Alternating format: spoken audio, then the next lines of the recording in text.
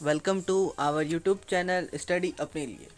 अब अगर आप इस चैनल पे नए हैं तो चैनल को सब्सक्राइब करें और बेल आइकन को भी ज़रूर दबाएं और हमारी प्रीवियस वीडियो ज़रूर देखें। आज का जो हमारा टॉपिक रहेगा वो रहेगा speed control of induction motor, तो वो देखेंगे। और फिर उसके बाद हम लोग देखेंगे कि method of speed control of a power stages भी देखेंगे। तो स्टार्ट करते हैं। फर्स्ट यहाँ पे why speed control is required, speed control की ज़रूरत क्यों पड़ी। तो हम लोग को स्पीड कंट्रोल का ज़रूरत इसलिए है क्योंकि हम लोग इंडक्शन मोटर जो है तरह तरह की स्पीड में काम करता है, मीन्स डिफरेंट स्पीड पे काम करता है, इसलिए हम लोग को स्पीड कंट्रोल का ज़रूरत है। वहाँ यह लिखा हुआ है speed control is required for operating on induction motor at different speed condition. ठीक है, how speed control is made on 3 phase induction motor, mean 3 phase induction motor में स्पीड कंट्रोल कैसे होता है। तो हमें अगर स्पीड कंट्रोल जानना है 3 फेज इंडक्शन मोटर के लिए, तो उसमें हम लोग लेंगे रोटर स्पीड, जिसका फॉर्मूला होता है हमारे पास NR इक्वल टू 1 - स्लिप गुना सिंक्रोनस स्पीड। ठीक है, to know speed control of induction motor take the rotor speed that is NR equal to 1 - slip गुना सिंक्रोनस स्पीड। आगे लिखा हुआ है from speed equation it is clear that rotor speed depend on synchronous speed and slip, by controlling this two factor we can control rotor speed. तो हम लोग ने speed equation से ये क्लियर किया या ये देखा कि रोटर स्पीड जो है वो सिंक्रोनस स्पीड और स्लिप से पे डिपेंड करता है। ठीक है, अगर हम लोग सिंक्रोनस स्पीड और स्लिप को कंट्रोल कर लेंगे, ठीक है, तो हम लोग क्या कर सकते हैं, रोटर स्पीड को कंट्रोल कर सकते हैं। अब देखते हैं मेथड, क्या मेथड है स्पीड कंट्रोल करने का। तो हमारे पास 4 मेथड होते हैं। फर्स्ट मेथड होता है starter voltage control method, second method होता है rotor resistance control method, third method होता है frequency control method and fourth one is pole changing method. तो स्टार्टर वोल्टेज कंट्रोल मेथड में क्या होता है, to know this method consider torque speed curve at different starter voltage. तो हम लोग इसको मेथड को समझने के लिए हम लोग क्या देखेंगे, एक टॉर्क स्पीड कर्व को देखेंगे डिफरेंट स्टार्टर वोल्टेज पे। ठीक है, उसका डायग्राम कुछ इस प्रकार हमने बनाया है।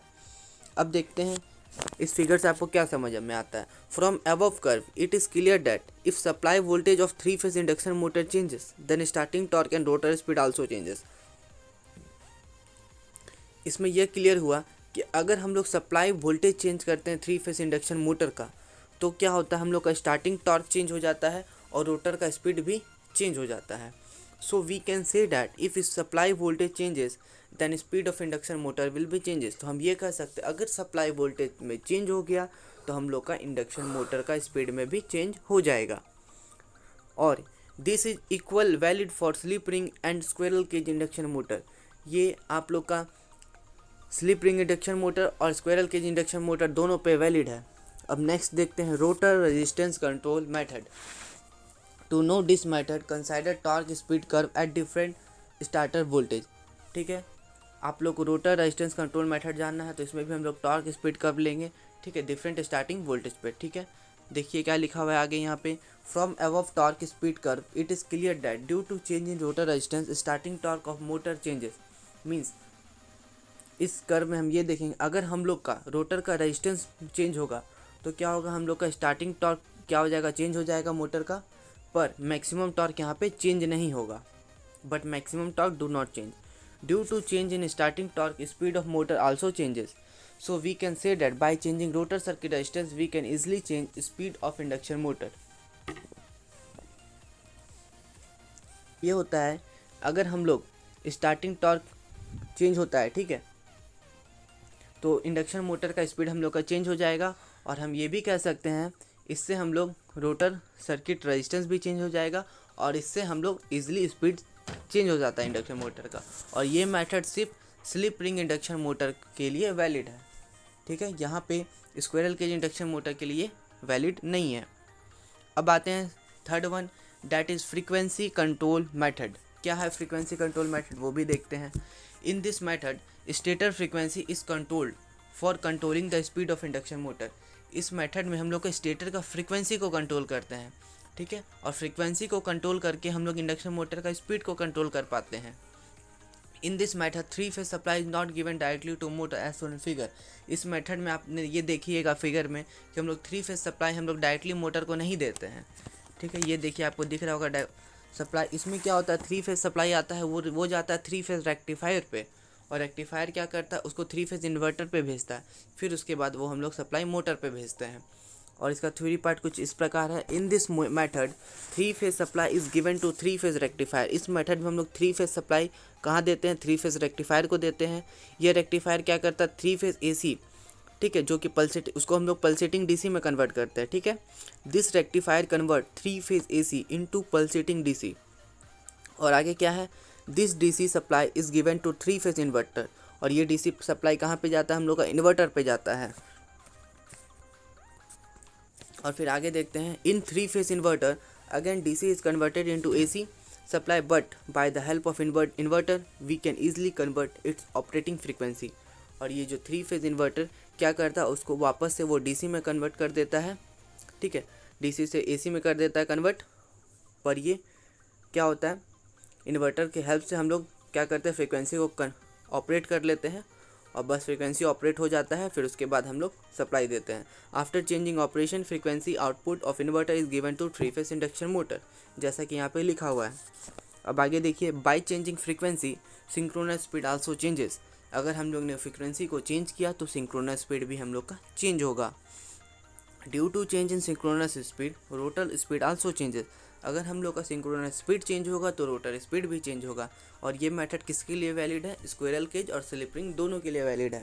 वो यहाँ पे लिखा हुआ है, this method is equally valid for squirrel cage induction motor, ठीक है, और स्लिप रिंग इंडक्शन मोटर। तो मैंने अभी आपको 3 बताया, तीनों में आपको डिफरेंस समझ में आ गया। स्टार्टर वोल्टेज में हम लोग वोल्टेज को कंट्रोल करते हैं, और रोटर रजिस्टर में रेजिस्टेंस को कंट्रोल करते हैं, फ्रीक्वेंसी में फ्रीक्वेंसी को कंट्रोल करते हैं। अब जो हम लोग का चौथा है, इसमें है पोल चेंजिंग मैटर। यहाँ पे हम लोग पोल को चेंज करते हैं। तो देखिए, the pole of induction motor is equal to the number of pole induced by any one of induction motor. Means जो इंडक्शन मोटर का जो पोल होगा वो किसके बराबर होगा, नंबर ऑफ पोल जो कि एक इंडक्शन मोटर से इंड्यूस्ड हुआ है, ठीक है। If this number of pole changes then speed of rotor changes. अगर यही नंबर पोल का नंबर हम लोग चेंज कर देंगे तो रोटर का स्पीड चेंज हो जाएगा। To change the number of pole which to change connection of all coil connected in any one phase. तो हम लोग जैसा कि नंबर ऑफ पोल को चेंज करेंगे, हम लोग को सारा का कनेक्शन भी चेंज करना पड़ेगा एक फेज़ के लिए। सपोज मान लीजिए हमारे पास 4 कॉइल है, सबको हम लोग सीरीज़ में कनेक्ट करते हैं, जैसा कि फिगर में आपको दिख रहा है, 4 कॉइल हमने फिगर सीरीज़ में कनेक्ट किया है। Then only 2 pole are created if this coil are reconnected as on figure. अगर उसमें सिर्फ 2 ही पोल क्रिएट होगा, अगर हम लोग उसको रिकनेक्ट करेंगे तो कुछ का डायग्राम कुछ इस प्रकार होगा। अब आगे देखिए, then number of pole become 4। यहाँ पे क्या है, पोल हम लोग का 4 है। So we can say that by changing connection of coil we can change number of pole. हमने ये बताया कि अगर हम लोग कनेक्शन चेंज कर देंगे, कॉइल का कनेक्शन चेंज कर देंगे, तो हम उससे क्या होता है, हम लोग का नंबर ऑफ पोल चेंज हो जाएगा। By changing number of pole synchronous speed of induction motor changes. तो हमने यही बताया कि अगर हम लोग का पोल चेंज हो जाएगा तो सिंक्रोनस स्पीड भी चेंज हो जाएगा इंडक्शन मोटर का। Due to change in synchronous speed rotor speed of induction motor also change. अगर हम लोग का सिंक्रोनस स्पीड चेंज हो गया तो रोटर स्पीड भी चेंज होगा इंडक्शन मोटर का।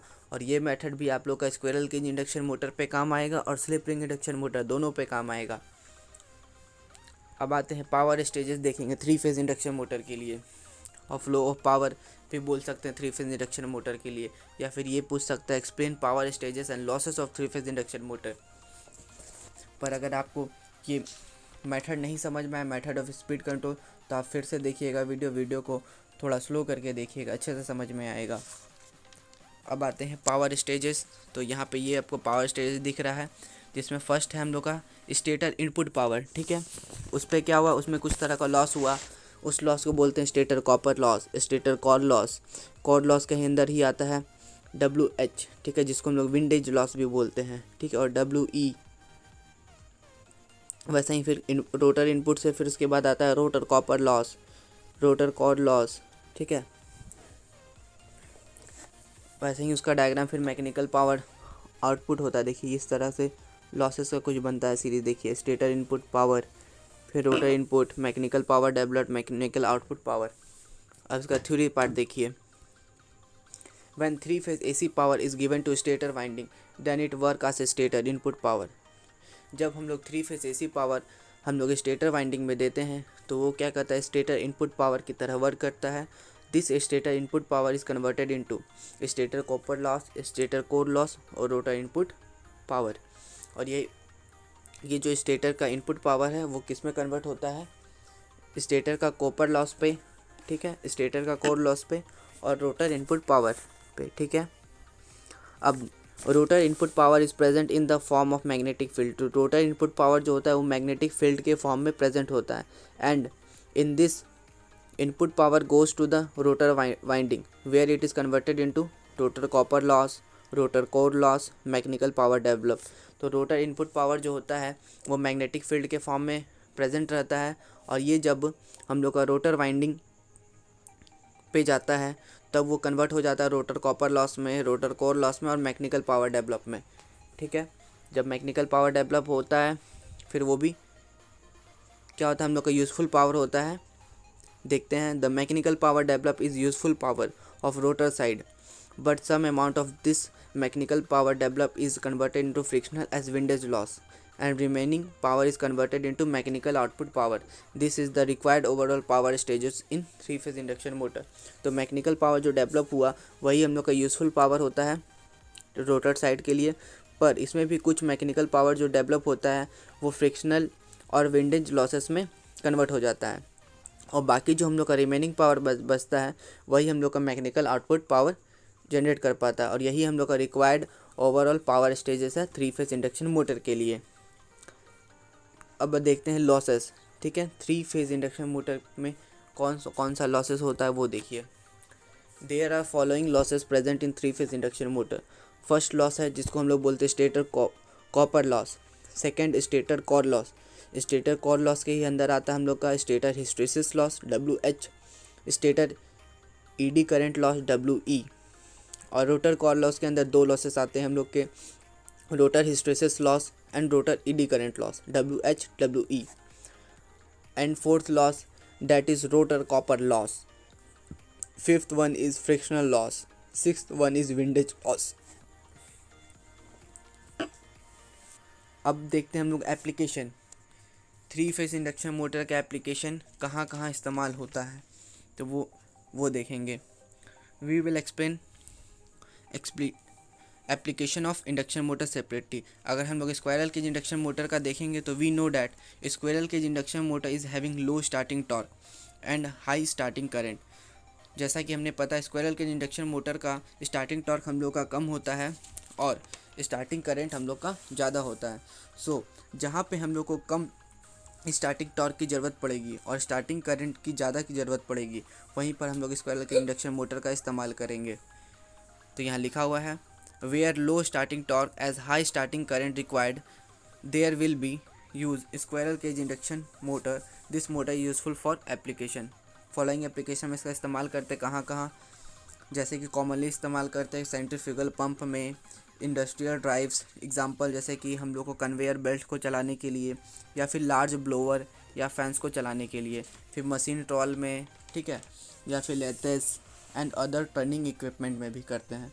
अब देखते हैं स्लिप रिंग इंडक्शन मोटर का application. We know that slip ring induction motor is having high starting torque and low starting current due to external resistance connected in rotor winding. तो हमें यह पता है कि स्लिप रिंग इंडक्शन मोटर में हम लोग का स्टार्टिंग टॉर्क थोड़ा ज़्यादा होता है और स्टार्टिंग करंट थोड़ा कम होता है। क्यों? क्योंकि उसमें हम लोग एक्सटर्नल रेजिस्टेंस को कनेक्ट कर देते हैं रोटर वाइंडिंग पे।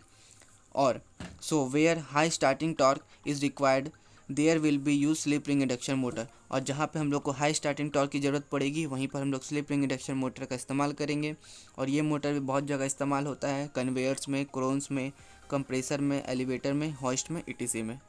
तो इसी के साथ हम लोग का ये टॉपिक कंप्लीट हो गया। नेक्स्ट वीडियो में हम लोग डबल केज इंडक्शन मोटर के बारे में देखेंगे। अगर वीडियो आपको पसंद आया तो लाइक करें, शेयर करें, सब्सक्राइब करें और आप पुराना वीडियो या फिर प्रीवियस वीडियो ज़रूर से ज़रूर देखें। और चैनल में बहुत सारा प्लेलिस्ट है, वो सब पे जाके देखें, आपको बहुत हेल्प मिल जाएगी। Thank you for watching our video.